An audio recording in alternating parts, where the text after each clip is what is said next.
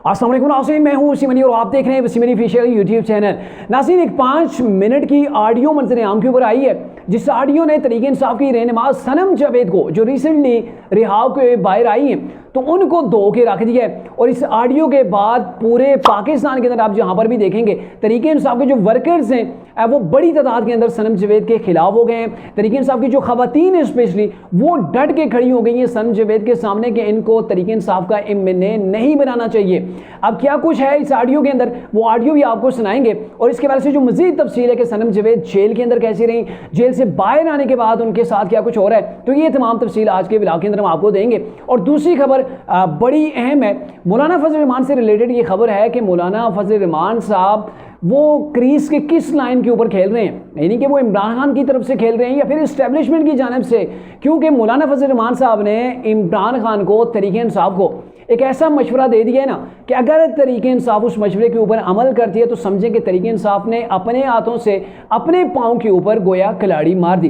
तो मौलाना फजल रहमान साहब और तहरीक इंसाफ का जो पैचअप होने जा रहा था और फिर मौलाना साहब ने जो डिमांड कर दी ना, वो बड़ी दिलचस्प है। ये भी आज के व्लॉग के अंदर आपके साथ डिस्कस की जाएगी। तो नाज़रीन, पहले बात कर लेते हैं जी मौलाना फजल रहमान के हवाले से और फिर मैं आता हूँ सनम जावेद के हवाले से, और आपको वो सनम जावेद के हवाले से जो ऑडियो मंजर आम के ऊपर आई है ना, वो भी उसका कुछ हिस्सा जो वो आपको सुनाया जाएगा। मौलाना फजल रहमान की अगर बात की जाए तो आपको पता है ना, तहरीक इंसाफ को स्ट्रीट पावर चाहिए थी, और चूंकि अभी तहरीक इंसाफ के पास स्ट्रीट पावर उस तरीके से नहीं रही है, क्योंकि 9 मई का वाक़या हुआ है और उसके बाद तहरीक इंसाफ की जो क़यादत है वो भी तितर बितर है और जो वर्कर्स हैं वो डर के मारे जो वो सड़कों के ऊपर नहीं निकल रहे। तो मौलाना साहब को मिलाने के साथ में कोशिशें की जा रही थी, लेकिन रिसेंटली आज से एक रोज़ कबल मौलाना फजल रहमान साहब ने एक ऐलान किया था। वो ऐलान ये किया था कि तहरीक इंसाफ केपीके की असम्बली से निकलने के लिए तैयार है, यानी कि केपीके की असम्बली को तहरीक इंसाफ तहलील करने के लिए तैयार है। और फिर उसके बाद एक नया जो वो सिलसिला सामने आ गया और फिर मौलाना फजल रहमान के हवाले से कुछ डिटेल सामने आई है कि उन्होंने इमरान की जो टीम थी उससे जब मुलाकातें की तो उस मुलाकात के अंदर मौलाना फजल रहमान साहब ने कहा कि अगर आप मुझे साथ में लाना चाहते हैं तो आप पार्लियामेंट से भी निकलें, तहरीक इंसाफ के पास जो केपीके की असम्बली मौजूद है उसको भी आप तहलील कर दें ताकि हम नए इलेक्शंस की जानिब जाएं। तो जब ये डिमांड की गई तो तहरीक इंसाफ जाहिर है उसने तो अपने सर के बाल नोचना शुरू कर दिए कि ये आप कैसा मशवरा दे रहे हैं कि तहरीक इंसाफ ने पहले भी 2 असम्बलियाँ तहलील की थी, पंजाब की असम्बली भी, केपीके भी, और साथ में तहरीक इंसाफ वफाकी जो असम्बली है उससे भी निकल गई थी। तो तहरीक इंसाफ के हाथ में कुछ भी नहीं आया, बल्कि टाइम के ऊपर इलेक्शन भी नहीं हो सका और सुप्रीम कोर्ट भी टाइम के ऊपर जो वो इलेक्शन नहीं करवा सकी।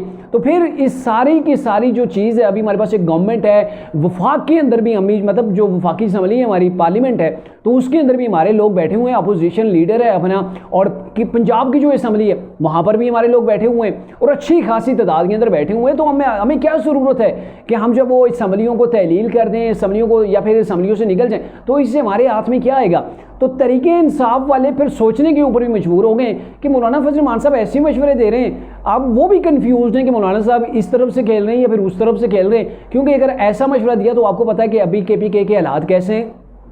अगर असम्बली फ़र्ज़ किया कि केपीके की असम्बली जो है वो अली मीन गंडापुर सब जो वो तहलील कर देते हैं, तो क्या होगा, फौरी तौर पर मौजूदा हालात को देखते हुए इलेक्शंस वहाँ पे मुमकिन ही नहीं है। केपीके दहशतगर्दी का गढ़ बना हुआ है। अभी बनू का जो वाक़या रिसेंटली 3-4 रोज़ से जो वो शुरू है, उसके ऊपर जो है वो पूरी की पूरी खैबर पख्तूनख्वा की गवर्नमेंट हिल गई है और इलेक्शन तो आप समझ सकते हैं हो ही नहीं सकते। और अगर यहाँ पे इलेक्शंस नहीं हो सकते तो 2 ऑप्शंस हैं, एक तो यह है कि वहाँ पे निगरान वज़ीर आला को बैठा दिया जाए या फिर गवर्नर राज जो है वो मौजूदा हालात के ऐन मुताबिक जो है वो लग जाए, तो फिर तहरीक इंसाफ के हाथ में कुछ भी नहीं आना। तो इसलिए तहरीक इंसाफ ने कहा जी हम असम्बलियों से नहीं निकलते। पहले एक हमसे बेवकूफ़ी वाला फैसला हुआ है और उस वक्त भी चौधरी परवेज़ लाई ने पीठ स्यापा डाला हुआ था कि असम्बलियों को तहलील करने से कुछ भी नहीं होगा, लेकिन इमरान खान साहब थे कि वो अपनी नाहक की उन्होंने जो वो इस चीज़ को अपनी अना बना ली थी और फिर असम्बलियों से निकल गए थे और उसका उन्हें खमियाजा अभी तक जो है वो भुगतना पड़ रहा है। क्योंकि आप जब असम्बली से निकल जाते हैं तो आपके पास कोई फोरम नहीं रहता जहाँ पे आप आईनी कानूनी आवाज़ जो है वो उठा सकें, आप किसी बिल को नामंजूर होने दें, तो ये तमाम चीज़ें होती हैं। लेकिन मौलाना फजल रहमान डटे हुए हैं और अगर मेरे ख्याल में अगर उन्हें कायल कर देते हैं कि आप असम्बलियों से निकले, नए इलेक्शन हो जाएंगे, तो मेरे ख्याल में तहरीक इंसाफ के लिए इससे बड़ी कोई बेवकूफ़ी नहीं होगी। और फिर मौलाना फजल रहमान को अगर कोई टारगेट दिया गया तो मौलाना फजल रहमान समझें कि वो उन्होंने अपना काम जो है वो पूरा कर दिया। अब आते हैं जी सनम जावेद के हवाले से। पहले आप सनम जावेद का एक छोटा सा उसके हवाले से जो एक क्लिप आया ना व्हाट्सएप के अंदर, वो आप सुन लें। अस्सलाम वालेकुम रहमतुल्लाहि व बरकातहू। फौजिया मलिक बात कर रही हूँ। मुझे बताएं कि सनम क्या कश्मीर फतह करके आई है? अगर वो जेल काट के आई है तो जेल में डॉन बन के निकली है, ठीक है, जेल में भी ये डॉन थी। आप सब उसको ऐसे रिस्पेक्ट दे रहे हैं जिस तरह सनम जो कोई कश्मीर फतह करके आई है और वो इमरान खान को भी मिलेगी, या वो फिलिस्तीन का कोई मुकाबला करके आई है। ये तो खुद वहाँ पे डॉन है। इसके साथ तो प्रिजन वैन में अगर कोई साथ टच हो जाता था तो ये गालियां देती थी खवातीन को। तो आप लोगों ने इसको एक टिकटॉकर को ऐसे लीडर बना दिया है कि मैं तो मतलब मुझे बहुत अफसोस है कि पीटीआई में ये सब कुछ हो रहा है। तो नाज़रीन, आपने ये छोटा सा क्लिप सुना है जो कि व्हाट्सएप के ऊपर वायरल है। मैंने अभी आपको थोड़ा सा सुना है। टोटल ये 5 मिनट की ऑडियो है और इसके अंदर तहरीक इंसाफ की एक रहनुमा है फौजिया मलिक, उन्होंने ना अपनी भड़ास निकाली है सनम जावेद के ऊपर। और ये भड़ास जो है वो सिर्फ फौजिया मलिक की नहीं है, तहरीक इंसाफ की दीगर जो खवातीन हैं जिनको अरेस्ट किया गया, जो जेलों के अंदर हैं, जो जेलों के अंदर कैदो बंद रही, उन्होंने मुश्किलात का सामना किया, लेकिन तहरीक इंसाफ की जानब से उन्हें मुंह ही नहीं लगाया गया। तो इस वजह से ये सारी भड़ास है जो सामने आ रही है। और इसके अंदर आपको पता है ये सनम जावेद के हवाले से कह रही हैं कि ये तो किसी को मुंह ही नहीं लगाती थी, खाना पीना इसको वीआईपी मिलता था, वहाँ पे पूरे प्रोटोकॉल के साथ ये जेल के अंदर रहती थी, मुश्किलात तो हमारे लिए थी। इनके इवन ये लेडी कह रही है कि हमें जब जेल हुई, हम जेल के अंदर थी तो वहाँ पे ये कोक स्प्राइट वगैरह ये मुमकिन ही नहीं है, कोक का तो दाखिला ही बंद है जेल के अंदर। और ये सनम जावेद थी, डॉक्टर यास्मीन राशिद थी और इनके साथ खदीजा शाह, तैयबा राजा, ये 4 खवातीन थी ना डॉन किस्म की। इनको प्रॉपर हर खाने के साथ एक तो मिरिंडा मिलती थी और दूसरी जो है वो कोक मिलती थी, यानी कि इनको वीआईपी किस्म का प्रोटोकॉल जेल के अंदर दिया जा रहा था। और हम थी कि हम वो जेल के अंदर मारें खा रही थी। फिर इनके मुताबिक ये इन्होंने कोई कश्मीर फतह नहीं किया है, ना ही फिलिस्तीन फतह करके आ रही है। फौजिया मलिक साहिबा वो कह रही हैं, मैं नहीं कह रहा हूँ। तो फिर ये जब बाहर निकली है तो डॉन बन के नहीं कर रही है, जेल के अंदर भी डॉन थी। इवन के ये बता रही हैं कि जब प्रिजनर वेन के अंदर हमें बैठाया जाता तो गलती से अगर कहीं पर हम जब वो सनम जावेद को टच कर दें या उसके साथ हमारी जो वो पार्ट ऑफ बॉडी को टच हो जाए तो ये आगे से गंदी गालियाँ दिया करती थी। यानी कि इतना इसके अंदर वो गुरूर था, वो इतनी अकड़ थी। और जब बाहर आई तो पूरी की पूरी तरीके इंसाफ इसके जो वो आगे पीछे घूम रही है, पूरी की पूरी क़ियादत जो है वो इसके घर पहुंच गई है। और हमें जो है वो कोई पूछता नहीं, हम भी जेल के अंदर नहीं है, हमारे घरों के ऊपर भी छापे पड़े हैं, हमने जेल के अंदर एक टाइम गुजारा है। 76 खवातीन का यहाँ पे ये फौजिया जो मलिक हैं ये जिक्र कर रही हैं कि 76 खवातीन जेल के अंदर रही हैं।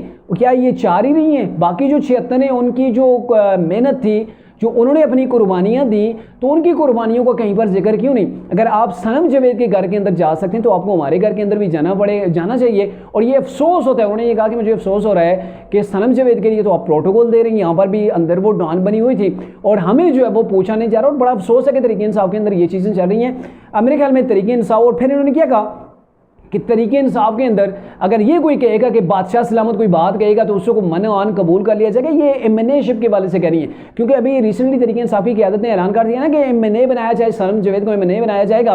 बल्कि पहले इमरान खान साहब ने कहा था कि सनम से पूछ के आएँ, खदीजा शाह से पूछ के आएँ कि आपने सेनेटर बनना है या एमएनए बनना है।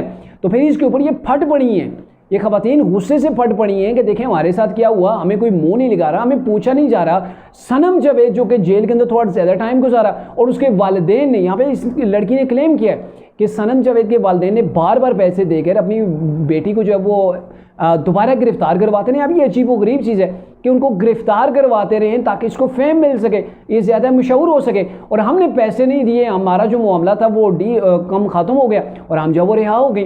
तो अब मामला ये है, इनका मुतालबा ये है कि तहरीक इंसाफ के अंदर दूसरी खवातीन भी हैं। ये सेम वही चीज़ हो रही है कि नून लीग के अंदर रिजर्व सीट के ऊपर मरियम इकराम है, टिकटॉकर थी, उनको जो है वो एमएनए का टिकट दे दिया गया था कि उनको रिजर्व सीट जो है वो एमएनए की दे दी जाएगी। अताउल्लाह तारड़ साहब प्राय रास्त इसके अंदर जो वो शामिल थे। तो नून लीग की सोशल मीडिया टीम ने हंगामा खड़ा कर दिया था, यहाँ तक कि लीडरशिप को मरियम इकराम का जो है वो उनसे निश्चित जो है वो वापस ले ली गई, उनका जो नोटिफिकेशन हुआ था वो वापस ले लिया गया था उनसे। और यहाँ पर भी ये कह रही हैं कि ये एक टिकटॉकर है। और मज़े की बात मैं आपको बताऊं कि ये जो सनम जावेद हैं, इनकी लैंग्वेज अगर आप सुन लें, सोशल मीडिया के ऊपर इनके क्लिप पड़े हुए हैं, टिकटॉक के ऊपर काफ़ी वायरल भी हैं, तो इनकी जो लैंग्वेज है इंतहाई घटिया किस्म की ये जो है वो बातें करती हैं और उसी की वजह से इनको फेम भी मिला है। रिसेंटली जब इनको इस्लामाबाद हाई कोर्ट ने इनकी ज़मानत मंजूर की तो साथ में गारंटी ली, मियाँ गुलहसन औरंगज़ेब हैं जस्टिस, उन्होंने इनके वकील से गारंटी ली कि आप क्या ज़मानत देंगे कि ये सनम जावेद रिहा होकर जो है वो बदजुबानी ना करें, क्योंकि उन्होंने कहा जी मैंने खुद इसकी वीडियो देखी है जिसके अंदर इंतहाई लकवायात किस्म की बातें करती है और इंतहाई घटिया किस्म की बातें सनम जावेद करती है। जब ऐसी लड़कियां या फिर ऐसी पार्टी की जो रहनुमाएं जो गंदी बातें करते हैं, दूसरों को इल्ज़ाम तराशी दूसरों के ऊपर करते हैं, दूसरों को बुरा भला कहते हैं और इंतहाई घटिया किस्म की ज़ुबान इस्तेमाल करके उनको फेम दिया जाता है, तो फिर क्या उनको पार्लियामेंट के अंदर बैठाना चाहिए? क्या उनको सीनेट के अंदर बैठाना चाहिए? फिर दीगर जो ख़वातीन है पार्टी की जिन्होंने मारे भी खाई, जिन्होंने मुश्किल वक्त भी देखा, जो अपनी फैमिली से भी दूर रही, जो जेलों के अंदर भी रही, तो उन्होंने फिर आपका क्या बिगाड़ा है? तो ये जो राइट की बात है उन्होंने आवाज़ बुलंद की है और ये आगे भी आवाज़ बुलंद करेंगी। लेकिन एक चीज़ है कि सनम जावेद की जो क्रेडिबिलिटी है, सनम जावेद की जो शख्सियत है, वो टिकटॉक की गिर्द जो वो घूमती है और उसका एक ही मैनेज है कि मरीम नवाज़ को अटैक करो, मरीम नवाज़ के ऊपर हर तरह की लगवा याद करो, तो शायद इससे तरीके इंसाफ के लोग ज़्यादा खुश होते हैं। और नो डाउट के तरीके इंसाफ के जो लोग हैं, जो वेवर्स हैं, वो इसी वजह से सनम जावेद को पसंद करते हैं। लेकिन अब एक बड़ी तादाद है ख़वातीन ने तबले जंग बजा दिया है कि हमने सनम जावेद को एमएनए जो है वो नहीं बनने देना।